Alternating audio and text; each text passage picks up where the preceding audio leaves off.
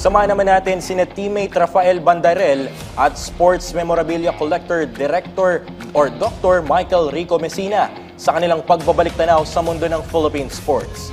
Kasaysayan, nostalgia at marami pang iba, dito lang yan sa Treasures of the Game.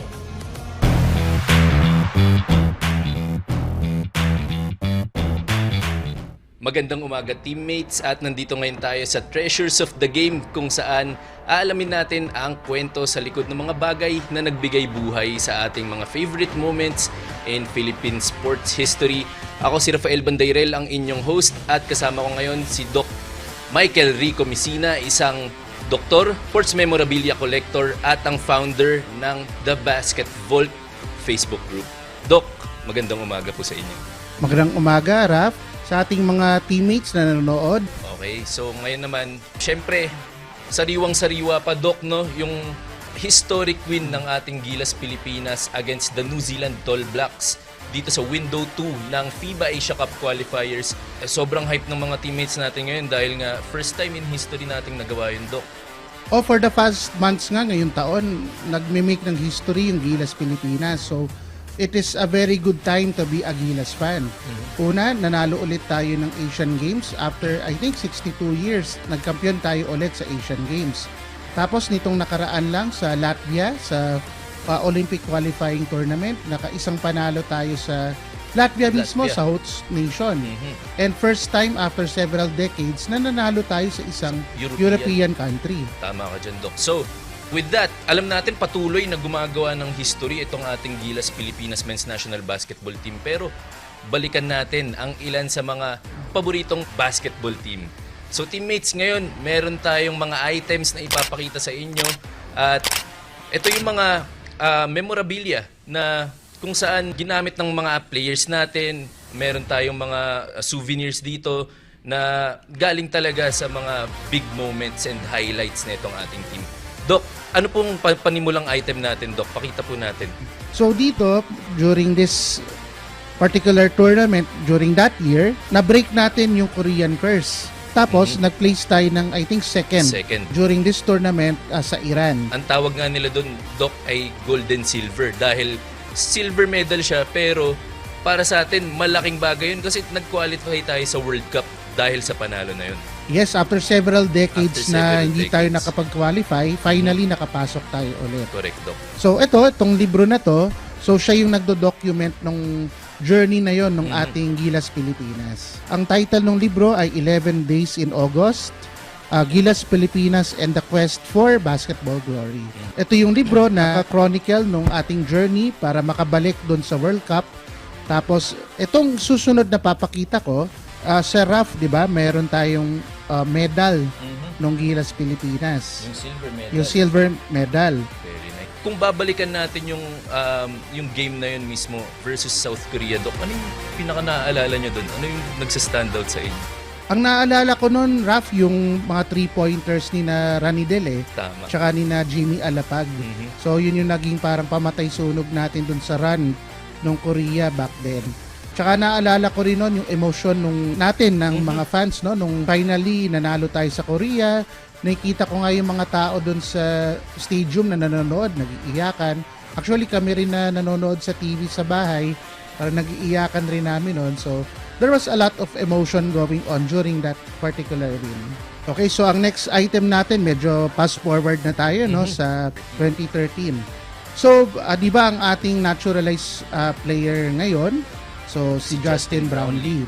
Kung maaalala natin, noong 2023, it's February 2023, nag-debut si JB as a member of Gilas Pilipinas against the Lebanon, Team Lebanon. Sa FIBA World Cup qualifiers to. Asia qualifiers, Asia I think. qualifiers, tama.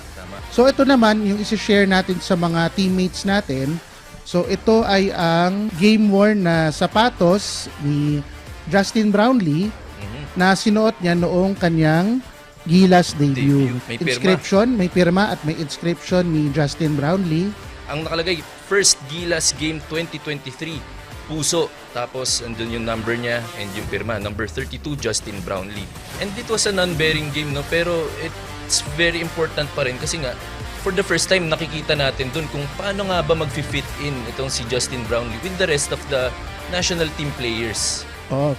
So isa siyang parang feeling out game ni JB kasama ng mga locals natin sa Gilas, and makita naman natin from that particular game until ngayon, so ang laki ng naging evolution nung ating Gilas with regards to gelling together, yung pag-play together as a team. So parang itong items na to simula nung pag-integrate kay Justin Brownlee dun sa ating Gilas national team. Kumbaga yung simula ng Justin Brownlee era yes. ng Gilas Pilipinas.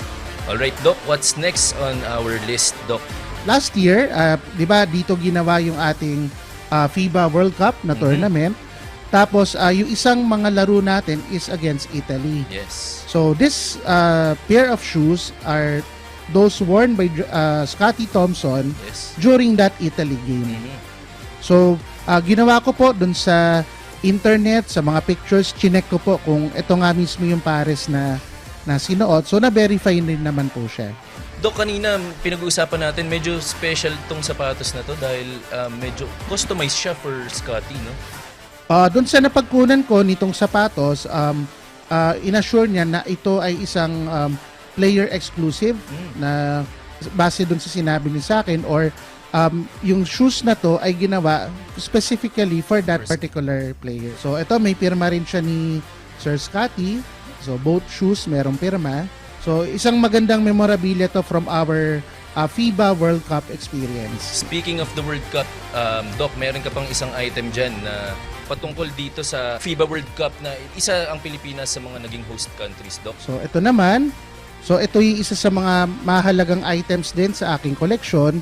So ito ay yung program nung FIBA Hall of Fame ceremony na ginawa rin dito sa Pilipinas, of course, kung saan isa dun sa mga na-induct dun sa Hall of Fame ay yung kinokonsidera natin na perhaps the greatest Filipino basketball player of all time. So si Sir Carlos Loizaga or Kaloy Loizaga. Nakuha ko naman ito sa Loizaga family. Meron silang extra na kopya nitong program. Tapos they were very generous enough na ibigay ito sa akin. And to add, ito po yung pages na pertaining to Sir Kaloy Loizaga. So pinirmahan po siya ng magkapatid. Siya yung una nating superstar, masasabi natin, in terms of international basketball. Lahat ng mga Asian Games na nasalihan ni Sir Kaloy as a player, gold medal yung Pilipinas. Tapos nag-compete rin po si Sir Kaloy for our country sa several na mga international tournaments. Particularly yung pinaka mahalaga ay yung 1954 na World Basketball Championship kung saan naging bronze medalist ang Pilipinas. It remains to be our highest finish sa isang FIBA sanctioned tournament. Not just by the Philippines but by an Asian country. Yes. And also dun sa tournament na yon nakasama si Sir Kaloy dun sa Mythical 5. Sa New Zealand nga, Doc, tinalo natin ay world number 22. Nung Olympic qualifiers nitong past few months, tinalo naman natin dun yung world number 6 na Latvia. So I believe meron ka ring memorabilia na galing dun sa particular game na yun, Doc. So, itong huling item na papakita natin sa ating mga teammates. So, for this po, ang papasalamatan ko po ay si Coach Jong Uichinko. So, Coach Jong, thank you po dito ha. Thank you, Coach Jong. So, dito sa t-shirt na to, nakiusap ako kay Coach Jong kung pwedeng makipirma sa ating Gilas Pilipinas na team. So, ito po ay isang t-shirt, Philippine basketball na t-shirt na pirmado po ng buong coaching staff tsaka ng lahat ng mga players po ng Gilas Pilipinas na nag-compete doon sa Latvia, doon sa Olympic qualifying tournament natin. Okay, so nakikita nga natin dyan, kompleto.